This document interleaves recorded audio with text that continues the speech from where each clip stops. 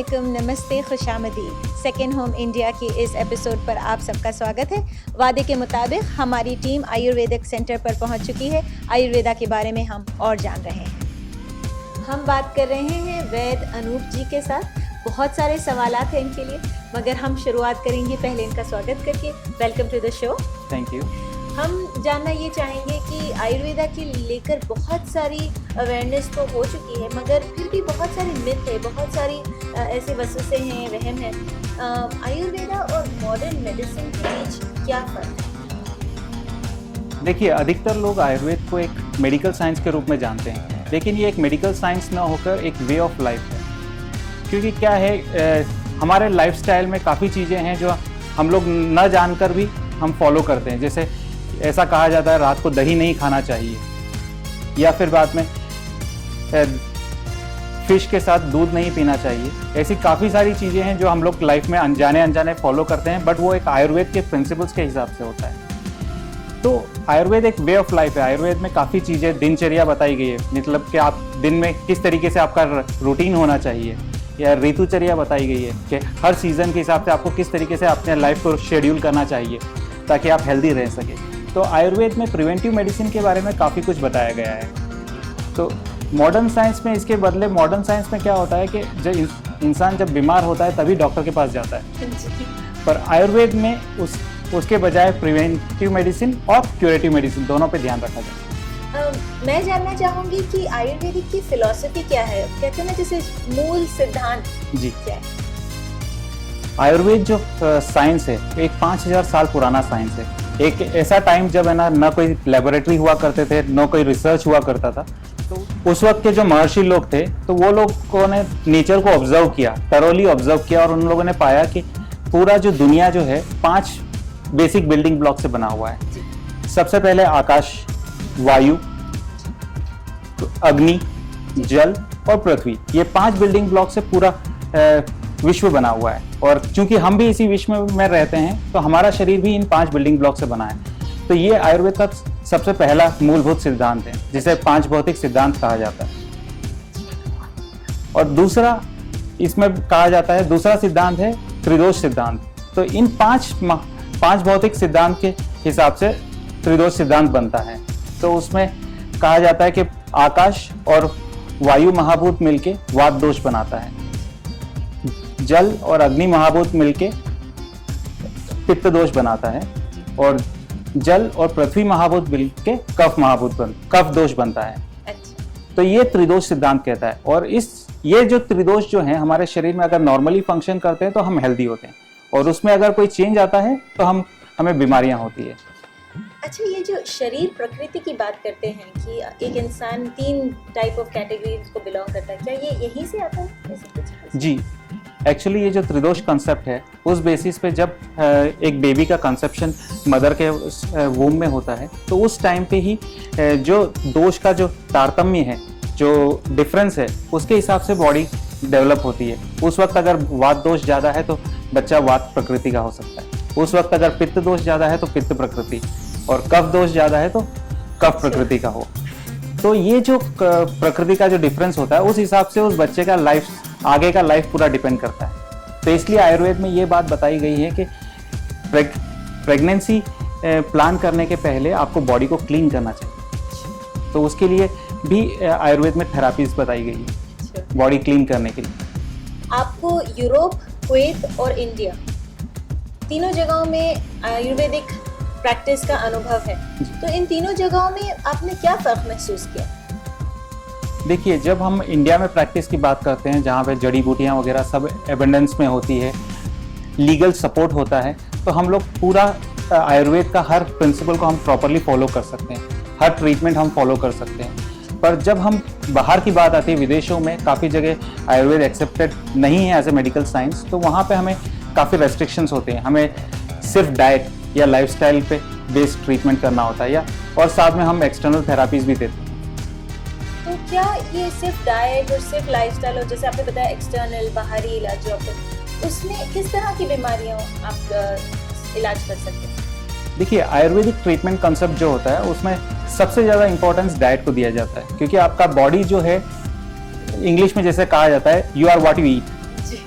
तो डाइट सबसे ज़्यादा आपके बॉडी को अफेक्ट करता है, तो आयुर्वेद में भी उस हिसाब से डाइट को सबसे इम्पोर्टेंस दिया जाता है। सेकेंड चीज़ लाइफस्टाइल, आप किस तरीके से आपका लाइफस्टाइल कैसा है, तो आपके मोस्टली आपके डाइट और लाइफस्टाइल की वजह से डिजीजेस ज़्यादा आती है। तो अगर आप उसको करेक्ट कर लेते हैं तो आधी डिजीज़ तो यूं ही क्योर हो जाती है। फिर बाद में अगर ज़रूरत पड़ती है थोड़ी बहुत हम रेमेडियल मेजर्स करना पड़ता है।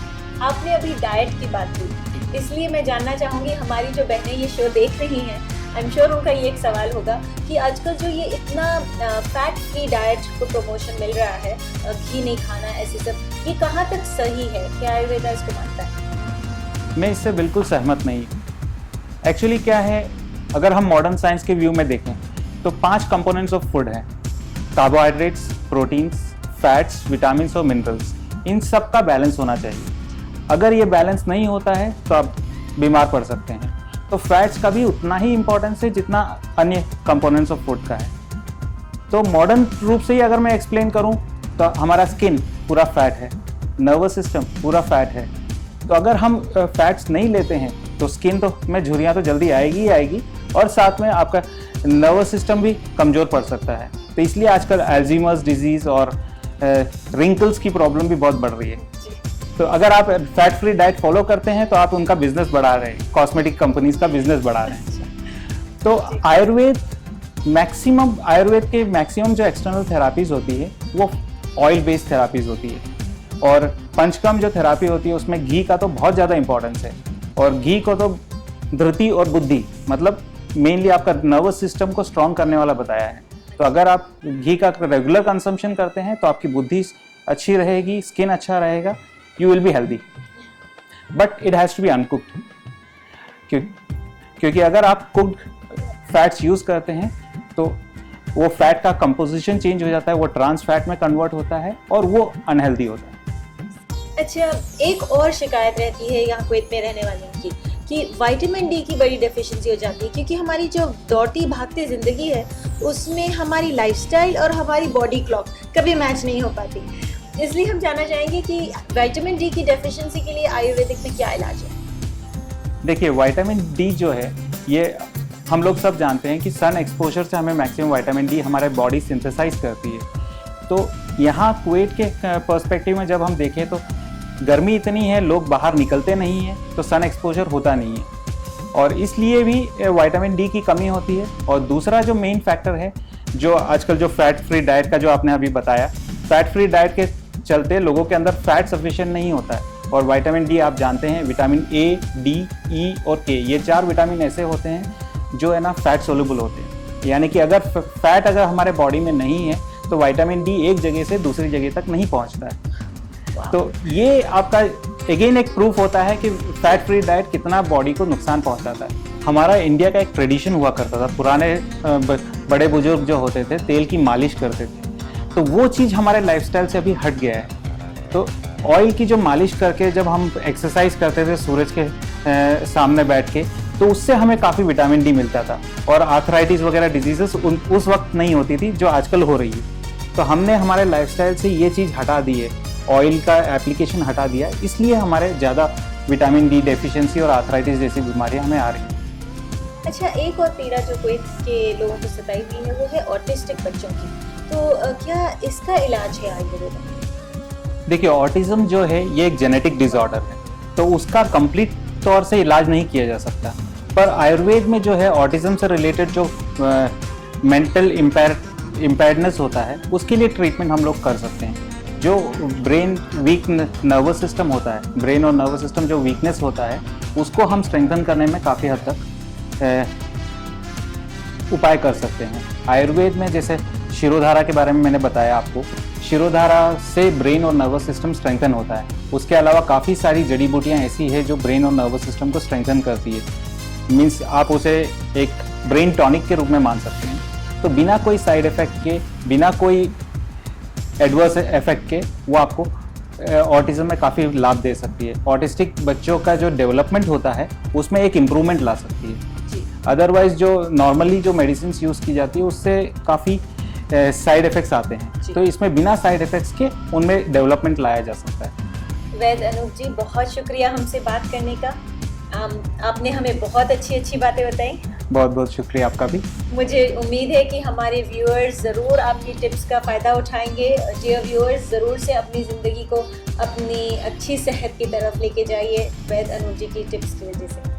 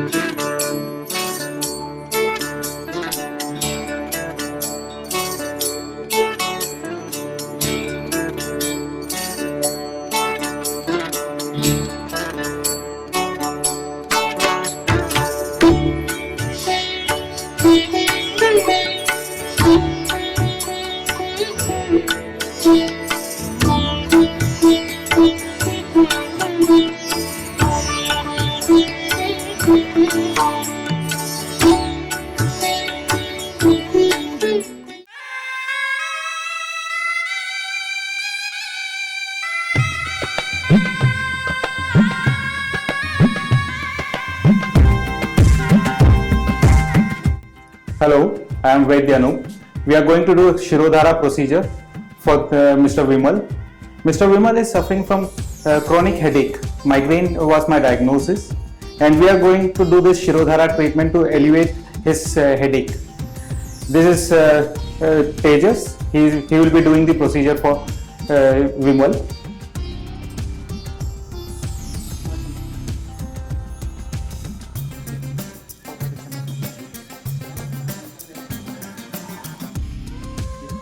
We are pouring a thin stream of oil over the forehead. Shirodhara, as the term means, shir and dhara. Basically, we are pouring hot oil over the head. That is a shir. And it's supposed to cool down his mind, relax his nervous system, and give him a good sleep. Besides sleep, it also helps in curing many other ailments, psychosomatic ailments.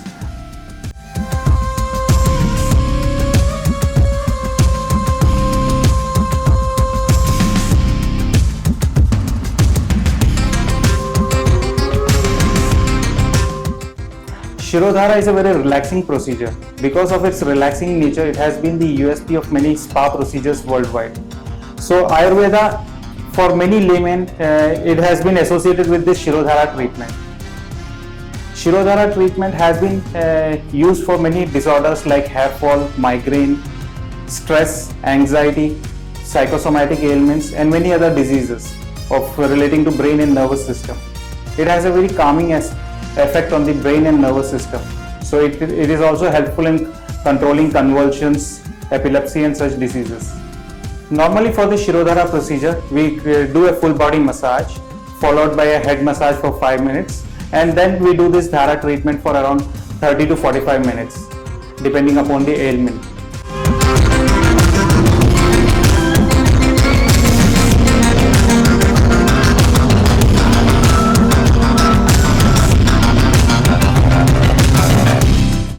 हम बात कर रहे हैं Justin के साथ, ये इस centre के इंचार्ज हैं। जस्टिन, हमें बताइए कि आपका क्या एक्सपीरियंस रहा है working in the field of Ayurveda? Being a part of this Ayurveda, I have seen many of the people coming with their pains, and they get relief, and they are going with the smiling face. That's main effect for me. These Ayurvedic principles, do you use them in your own life?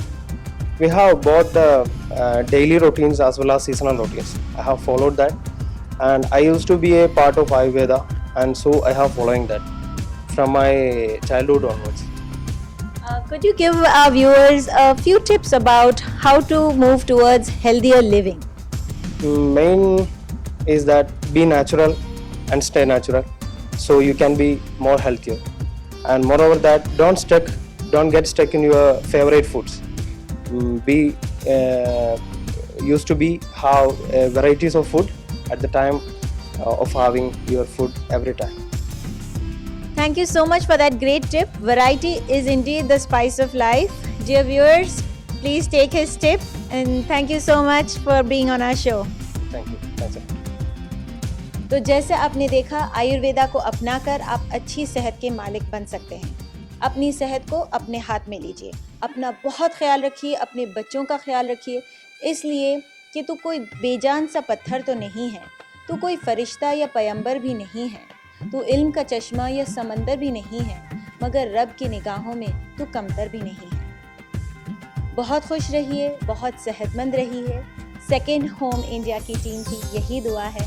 हमें अगले हफ्ते तक की इजाज़त दीजिए। बहुत शुक्रिया और शक्र।